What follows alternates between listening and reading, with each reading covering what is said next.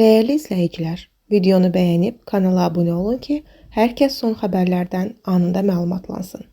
Dünən saat 01:30 radələrində Zaqatala rayon sakini 39 yaşlı İsa Babayev yuxarı Tala kəndi ərazisində yerləşən restorandan çıxarkən ov tüfəngindən açılan atəş nəticəsində xəsarət alaraq xəstəxanaya yerləşdirilib. Daxili İşlər Nazirliyi Mətbuat Xidmətinin regional qrupundan bildirilib ki, polis əməkdaşları tərəfindən həyata keçirilən tədbirlərlə əməl törətməkdə şübhəli bilinən 28 yaşlı Musa Mustafazadə saxlanılıb. Ondan ov tüfəngi götürülüb, araşdırma aparılır. Quba rayonunda yaşayış obyektlərinin birində ölüm hadisəsi baş verib. Xəbər verilir ki, mayın 7-si saat 08 radələrində Güləcik kəndinin ərazisində yerləşən Xanalıq restoranında ofisiant işləyən kənd sakini 1963-cü il təvəllüdlü Zahid İmambala oğlu Seyid Balayev qəfil vəfat edib. Onun infarktdan öldüyü bildirilir. Faktla bağlı Quba rayon prokurorluğunda araşdırma aparılır.